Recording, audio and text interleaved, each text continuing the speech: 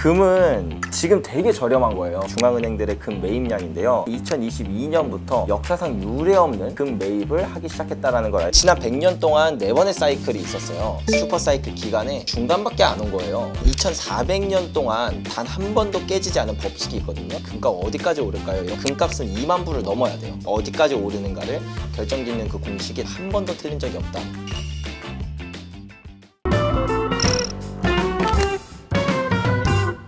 네, 이번 시간에는 금투자로 유명하신 분이죠. 또 유튜브 채널 투스텝 채널을 운영하고 계시는 조규현 작가님 모시고 얘기 나눠보겠습니다.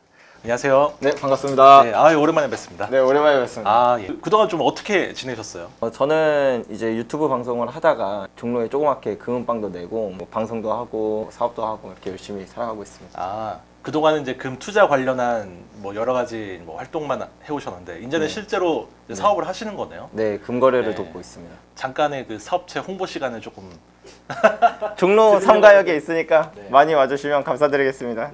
작가님이 이제 저희 채널 나오셨던 게 작년 초였더라고요. 작년 1월에 나오셨는데 그때 금 가격이 온스당 뭐 한 1,800, 1,900달러 그때쯤이었어요. 근데 사실 그 가격도 굉장히 높은 가격이어서 사실 좀 굉장히 들어가기 부담스러운 가격대였는데 그때 당시에도 금 가격 상승은 이제 시작이다. 지금이라도 사셔라. 그런 얘기를 하셨단 말이에요.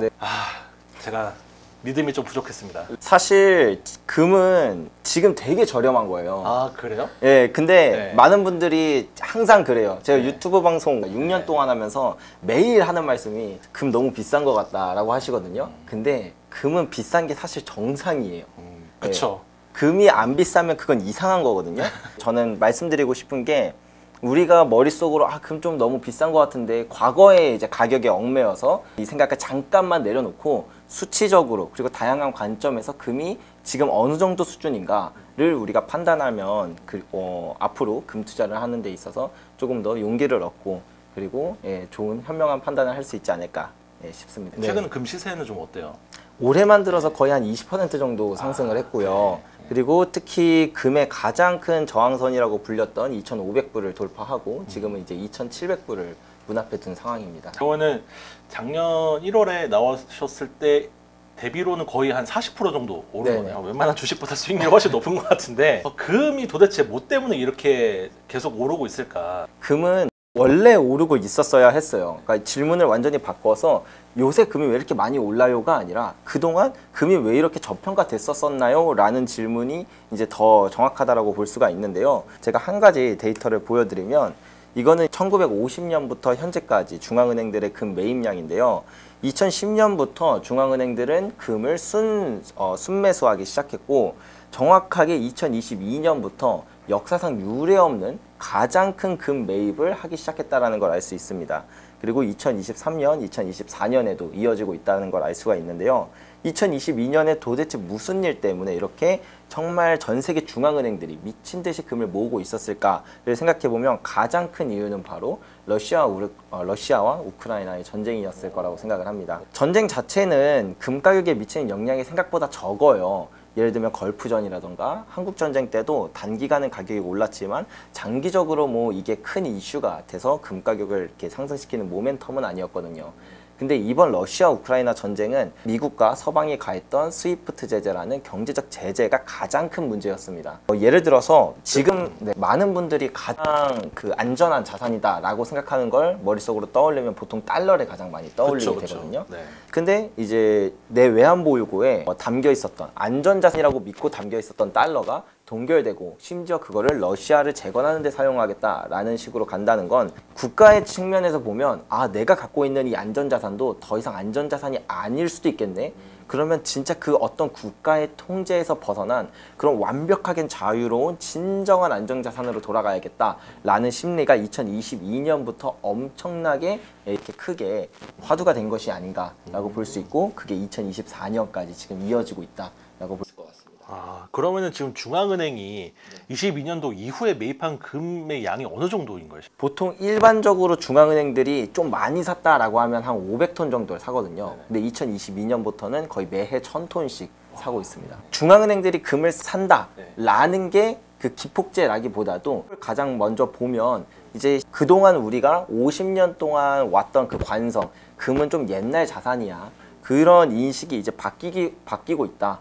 그리고 그 트리거가 2022년이 된 것뿐이다 라고 말씀드릴 수 있고, 아마 앞으로 중앙은행들의 금 매입량은 더 줄 수 있어요. 이거는 중앙은행들의 금 보유량을 이제 추정치와 실제 보유량 이렇게 두 개를 나눠서 본 건데, 추정치를 기준으로 할 때 이미 2차 세계대전 그 이후 역사상 가장 많은 금을 보유했던 시기보다도 중앙은행들이 더 많은 금을 갖고 있다는 뜻이거든요.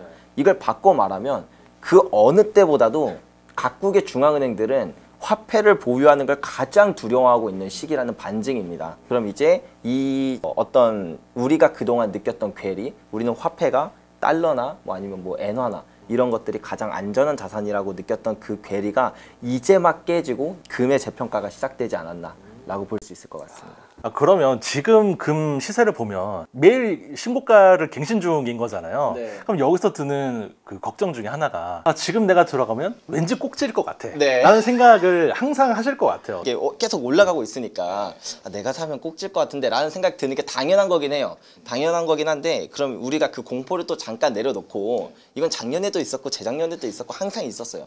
그러니까 내려놓고 진짜 객관적으로 한번 바라보자 이거죠. 금의 슈퍼사이클 기간을 한번 이렇게 쭉 뽑아왔거든요. 지금 지난 100년 동안 4번의 사이클이 있었어요. 1930년대는 그 슈퍼사이클의 기간이 총 13년이었습니다. 70년대는 10년, 그리고 2000년대는 한 9년 정도 됐어요. 지금의 사이클은 이제 5년 됐습니다. 그러면 역사적인 평균 대략 10년이라고 하는 그 슈퍼사이클 기간에 사실 우린 중간밖에 안 온 거예요. 그 슈퍼사이클 기간 동안 금의 상승이 어느 정도였는가를 보면, 뭐 적을 때는 7배에서 많을 때는 26배까지 상승을 하거든요. 지금 고작 2배 올랐어요. 상승률로 보나 아니면 상승의 기간으로 보나 사실 지금 꼭지다라고 말할 수는 절대 없다라고 생각합니다. 그리고 이거는 2400년 동안 단 한 번도 깨지지 않은 법칙이 있거든요. 많은 분들이 저한테 가장 많이 여쭤보시는 게 금값 어디까지 오를까요? 이런 걸 물어봐요. 제일 궁금하죠. 네. 근데 사실 이게 되게 간단해요. 뭐 결론부터 말씀드리면 금값은 2만 불을 넘어야 돼요. 2만 달러요? 네, 2만 달러를 넘어야 돼요. 그럼 지금보다 최소한 7, 8배 이상은 더 오른다는 거네요? 네, 맞아요. 네. 근데 이게 그냥 들을 때는 야, 무슨 금값이 어떻게 그렇게 오르냐라고 생각할 수 있겠지만, 역사적으로 그 정도의 상승을 하지 않은 적은 단 한 번도 없었다. 금이라는 자산은 사실은 5,000년 동안 계속 돈으로서 쓰여 왔어요. 근데 금이라는 게 무겁기도 하고요. 뭐 다양한 불편한 점들이 있다 보니까 사람들이 자꾸 금이랑 교환할 수 있는 교환권으로 거래를 하고, 금은 이제 좀 안전한 곳에 짱 박아두고 그렇게 했었거든요. 근데 그러다 보면 이 교환권을 만드는 주체, 지금은 중앙은행이거든요. 그럼 중앙은행들이 좀 과할 정도로 교환권을 너무 많이 발행해요. 그러면 나중에 이제 정말 어느 시기가 되면 금은 요만큼밖에 없는데 교환권이 이만큼이나 있네 하면은 이 금의 가치가 다시 재평가됩니다. 원래 그 교환권이라고 하는 게 화폐인 거죠? 네, 달러입니다. 네. 1971년 이전까지 달러도 여기 밑에 금으로 교환할 수 있다라고 적혀 있었거든요. 이게 어느 임계점이 되면은 금과 화폐의 연관선이 끊어지고 화폐가 너무 많이 발행되고, 그리고 다시 금으로 돌아가는 과정 가운데서 이제 현금을 갖고 있었던 그 화폐를 보유한 사람들은 자산의 가치가 막 100분의 1토막 1000분의 1토막 나오거든요. 네, 그 과정 가운데서 이제 금값이 이렇게 상승하는 것처럼 보여지는 거예요. 네, 미국의 본원 통화량이 지금 5.6조 정도 돼요. 6조 달러인 거죠? 네, 5.6조 달러 정도 됩니다. 근데 이제 미국이 보유한 금 보유량이 8,133톤입니다. 이걸 나눠보면 한 2만 1,000불이어야 되는 거죠. 본원 통화량을 미국에 보유한 금으로 나눈 값으로 계산했을 때 그 금 가격 이상까지는 최소한 올라요.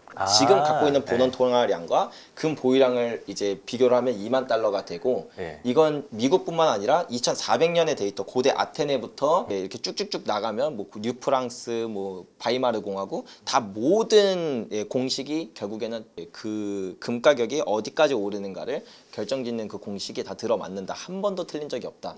이렇게 말씀드릴 수 있습니다. 그러면은 그 2만 달러까지 가는 그 시기가 네. 뭐 100년 뒤에 올 수도 있는 거고 네네네. 10년 뒤에 올 수도 있는 거고 한데, 언제쯤 그 가격대가 될 수 있을 거라고 보시죠? 금의 이제 역사적인 상승 기간을 보면은 아까 전에도 잠깐 말씀드렸지만 대략적으로 10년 정도가 돼요. 금이라는 자산이 우리가 안전자산이라고 생각해서 변동이 되게 적다라고 생각하는데, 그게 1단위 변동성이 적은 거지, 이게 기간을 두고 보면 금은 오를 때 정말 무섭게 오릅니다.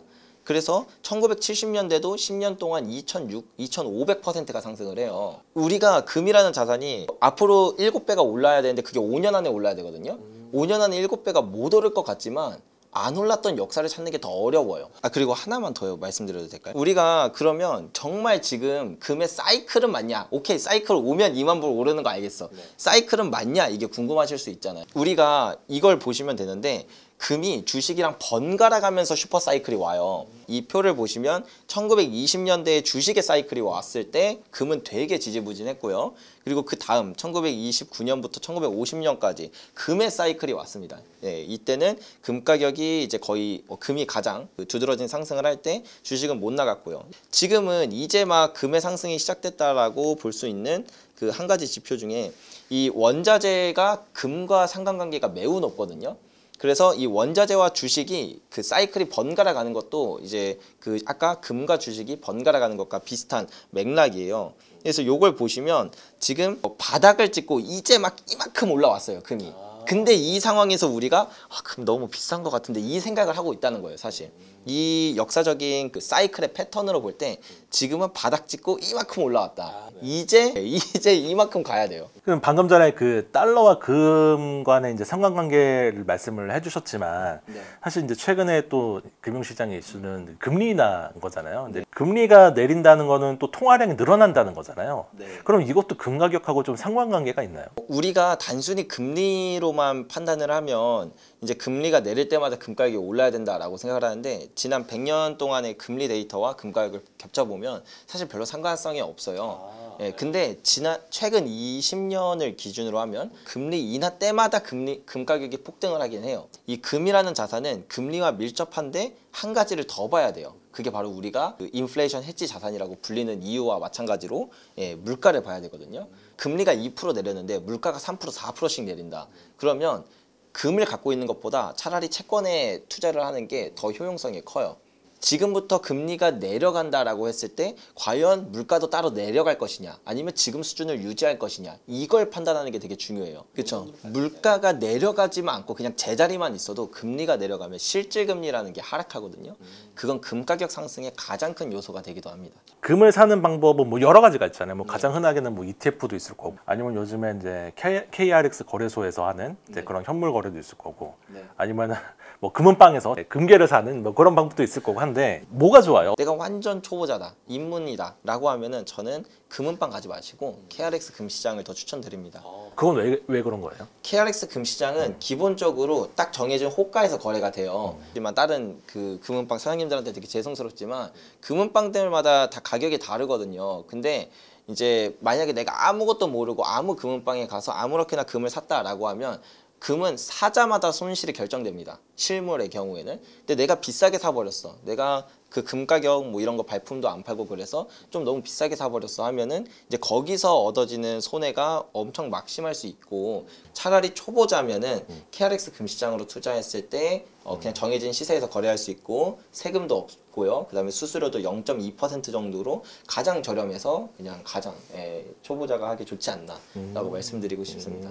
실물 금을 사자마자 손해라고 하는 거는 그 수수료 때문에 그런 기본적으로 살 때 팔 때 가격 차이가 있고 그리고 금은방의 마진도 당연히 포함되어 있겠죠. 플러스 무엇보다 중요한 건 부가세 10%가 있기 때문에 그럼 사자마자 뭐 정말 극단적으로 마진이 적은 데는 보통 11% 정도가 돼요. 좀 많은 데는 한 25% 정도의 그 손실률이라고 해야 될까요? 그런 게 발생하기 때문에 장기로 투자한다라고 하면 사실 실물이 가장 좋지만 한번 나도 금 사봐야겠다 하면은 이제 KRX로 시작해 보시는 걸 저는 좀 추천드립니다. 내가 이제 어느 정도 금 투자에 익숙하고 이제 그런 사람들은 뭐 KRX 금시장을 이용하는 거하고 실제 그 실물 금을 보유하는 거 어떤 게 더 좋은 거예요? 결국엔 내가 금 투자에 이제 점점 진심이 될수록 이걸 금 투자에 대한 확신이 생길수록 반드시 실물로 갈 수밖에 없게 되긴 해요. 왜 그런 거예요? 조금 극단적인 예시일 수는 있으나 금 가격이 정말 많이 오르는 시기에는 국가가 금을 통제하는 역사들이 되게 빈번해요. 금이라는 게 사실 오르면 안 되는 자산이에요. 국가의 입장에서 보면 금이 오른다는 건 국가의 화폐의 가치가 급속도로 떨어지는 거고, 그럼 국민들은 화폐에 대한 신뢰를 잃고 화폐를 버리고 자꾸 도망을 가는 거기 때문에 자꾸 이 사람들을 잡아둬야 되거든요. 그래서 미국 같은 경우에도 1934년에 이제 루즈벨트 대통령이 뭐 금 몰수법이라고 행정명령을 내렸어요. 그래서 금을 소유하거나 거래하면 다 불법으로 최대 징역 10년까지, 그게 1975년까지 유지가 됐거든요. 금 가격이 폭등하는 시기에는 좀 높은 확률로 금을 이제 규제하는 일들이 많이 생깁니다. 그렇기 때문에 금을 투자한다는 건 반드시 내가 실물을 보유해야만 하는 어떤 그런 강점을 꼭 가져가야 금 투자가 좀 가장 본질에 충실한 투자가 되지 않을까, 이렇게 생각을 합니다.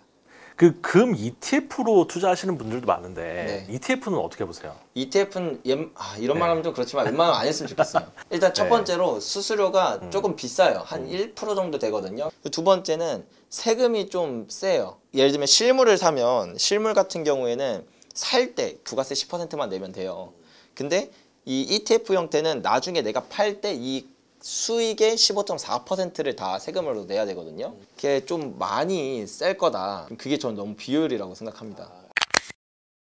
역사적으로 은은 금이 오를 때 그것보다 항상 더 많이 올라요. 지금 은 투자하기 되게 좋다라고 결정적인 이유 중에 하나가 5,000년 동안 지켜진 이 비율이 깨져서 엄청나게 많이 벌어졌어요. 금이 한 7배 정도 상승을 해야 되잖아요. 은은 그거에 2배가 더 상승을 해야 된다는 거예요. 언제쯤 이거를 팔면 좋을까? 그 시점에 그냥 금 팔아버리면 됩니다.